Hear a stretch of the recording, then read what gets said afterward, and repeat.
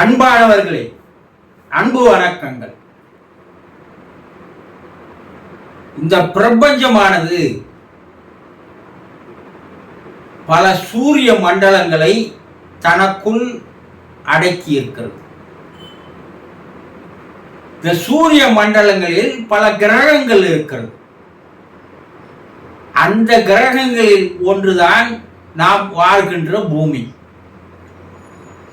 இந்த பூமியில பலவிதமான உயிரினங்கள்,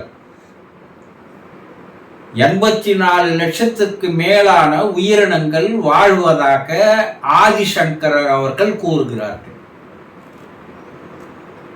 இந்த பிரபஞ்சமே சூரிய மண்டலமாக மாறுகிறது. சூரிய மண்டலம் கிரகங்களாக மாறுகிறது. அந்த கிரகத்தில் இருக்கின்ற ஒரு கிரகம் பூமியாக இருக்கிறது. அந்த பூமியில் இருக்கின்ற 84 லட்சம் உயிரினங்கள் இருக்கிறது. அந்த உயிரினங்களில் ஒன்றுதான் நாம். இது ஏன் விலாவரியா சொல்றேன்னா, அந்த பிரபஞ்சமே நமக்குள் அடங்கி இருக்கிறது. நீங்க ஒரு மரத்தை எடுத்துங்க. அந்த மரத்துல நீங்க பல மர சாமான்களை செய்யலாம். நாற்காலி செய்யலாம், டேபிள் செய்யலாம், பீரோ செய்யலாம். இப்படி பல்வேறு விதமான பொருட்களை தயாரிக்க முடியும். ஆனா அந்த பொருட்களுடைய மூலம் எது? ஆனா மரம்தான், இல்லையா? சரி, நகைக்கடைக்குள்ள போறீங்க. பலவிதமான விதவிதமான நகைகள், இல்லையா? ஆயிரக்கணக்கான மாடல்களில் இந்த நகைகள் இருக்கிறது. ஆனா இந்த நகைகள் எல்லாம் எதிலிருந்து தயாரிக்கப்படுகிறது? தங்கம் என்ற ஒன்றிலிருந்து தான் தயாரிக்கப்படுது, இல்லையா? அப்போ இந்த உயிரினங்கள் எல்லாம் எதிலிருந்து வந்தது? எதனால் உருவாக்கப்பட்டது? நீ, நானு, உலகத்தில் இருக்கிற உயிரினெல்லாம் எதால் உருவாக்கப்பட்டது? எது மூலம் பார்த்தா அந்த பிரபஞ்சம் தான். அப்ப அந்த பிரபஞ்சம் உங்களுக்குள்ளேயும் இருக்கிறது, இல்லையா?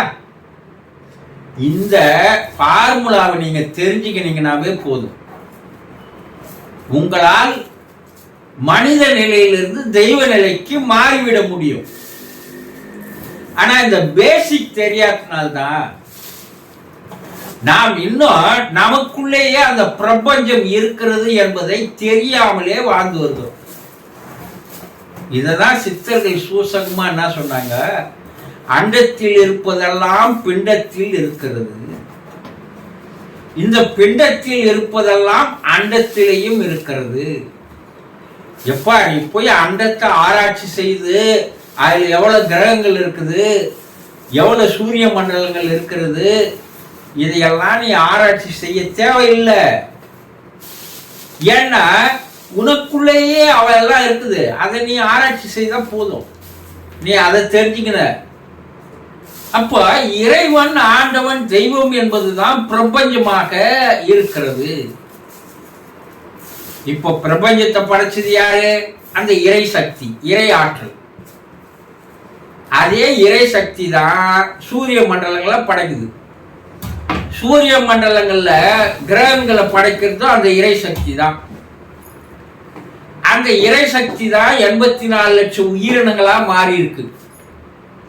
அதுல ஒரு உயிரினமான மனிதனும் இறை சக்தியை கொண்டு தான் உருவாக்கப்பட்டான். அப்போ நீ யாரு? இறைவன் தான். இதெல்லாம் சித்தர்கள் காலம் காலமா கத்திட்டு போனார். இப்போ இவையெல்லாம் எதால் உருவாக்கப்பட்டிருக்கிறது? பஞ்சபூதங்கள் தான் இந்த பேசிக் எலமெண்ட்ஸ் என்று சொல்லுவார்கள், இல்லையா? ஐம்பூதங்கள். இந்த ஐம்பூதங்களால தான் இவை எல்லாமே உருவாக்கப்பட்டிருக்கிறது. இந்த ஐம்பூதங்களுடையதான் 5 விதமான சக்திகள் என்று சொல்லுவார்கள். அது என்ன? நிலம், நீர், காற்று, ஆகாசம், நெருப்பு என்று சொல்லுவார்கள், இல்லையா? இப்ப இந்த 5 பூதங்களை உங்களுக்குள்ள எப்படி இயங்குது பாருங்க. இந்த தசையா இருக்கிறது, இந்த தாது பொருளா இருக்கிறது, எல்லாமே நிலம்தான். சரி, நீர் எப்படி இருக்குங்க? உங்களுடைய ரத்த ஓட்டம் நீராக இருக்கிறது. சரி, நெருப்பு நம்முடைய உடலுடைய வெப்ப சக்தியாக நெருப்பு இருக்கிறது. சரி, காற்று நாம் சுவாசிக்கின்ற உயிராக இருக்கிறது. ஆகாசம் அதுதாங்க ஆன்மாவாக இறைவனாக இருக்கிறது. இந்த 5 உங்களுக்குள்ள அடக்குமா? இந்த 5ல ஏதாவது ஒன்று குறைஞ்சி போனாலும் நீங்க உயிர் விடுவது கண்டிப்பாக நடக்கும். சித்தர்கள் இதையெல்லாம் எத்தனை ஆண்டு காலம் ஆராய்ச்சி செய்திருப்பான் பாருங்க. நம்ம அதை பத்தி எல்லாம் கவலைப்படுறதே இல்லை. ஐயோ, உடம்பு சரியில்லாத போச்சு, நான் என்ன பண்ணுவேன், இறைவன் என்ன பழி வாங்கிட்டான். யார் பேர்ல? எப்பா, உன்னுடைய உடம்பும் உன்னுடைய மனமும் சரியில்லாத போவதற்கு இறைவன் எப்படி பொறுப்பாவான்? ஏன்னா அவனே தானே உனக்குள்ள இருக்கிறான். நீ அவனை அறிந்து கொள்ளாததால், விழிப்புணர்வு இல்லாததால், அறியாமையால் நீ செய்கின்ற எல்லா தவறுகளும் தான் உடல் பாதிப்புகளாக, மன பாதிப்புகளாக வருகிறது. அப்ப இந்த 5 சக்திகள் ஒரு ரேஷியோ அளவுல நம்ம உடம்புல இருக்குங்க. அது 1.5, 1.25, 1, 3/4, அரை என்று சித்தர்கள் கண்டுபிடிக்கிறாங்க. இந்த காத்து உயிர் சக்தியானது, உள்ள இருக்கிற காத்து வெளியே போயிட்டா நாம் இறந்து விட்டோம். அதுதான் சித்தர் என்ன சொல்றான், காற்றடைத்த பையடா. நம்ம உடம்பு என்ன சொல்றான், எப்பா அது காத்தால அடைச்சி வச்சிருக்கு, அந்த காத்து வெளியே விட்டுட்டுனா போச்சு, உயிர் மூச்சு போச்சு சொல்றாங்க இல்லையா?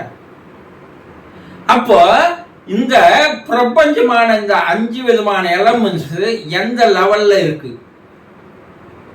ஆனா இதுல ஒரு பெரிய ரகசியம் என்ன தெரியுங்களா?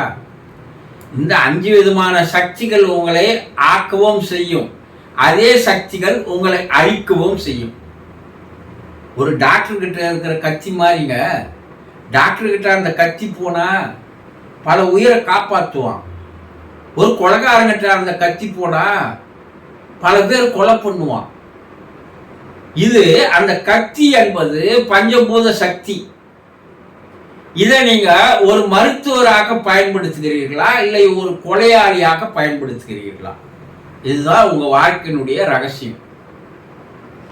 இதை சரியான முறையில் ஆக்கப்பூர்வமான சக்தியாக, அந்த பஞ்சபூத சக்தி குறையாமல் அதை ஒரே அளவுல வச்சிருக்கிற ஒரு லெவல் இருந்ததுன்னா, நீங்க மனித நிலையிலிருந்து தெய்வ நிலைக்கு உயர்த்துவதற்குண்டான வழிமுறைகள் உங்களுக்கு தெளிவாக தெரிந்து விடுகிறது.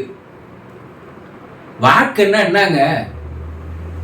நாம புரிஞ்சுக்கிறது, நமக்குள்ள இருக்கிற சக்தியை தெரிஞ்சுக்கிறது, அதை நாம் எந்த அளவுக்கு அதிகரித்துக் கொள்ள வேண்டுமோ, பாதுகாத்துக் கொள்ள வேண்டுமோ, சேமித்து வைத்துக் கொள்ள வேண்டுமோ, இதை யார் ஒருத்தர் சரியா தெரிஞ்சுக்கிறானோ அவனே ஞானியா மாறுறான்.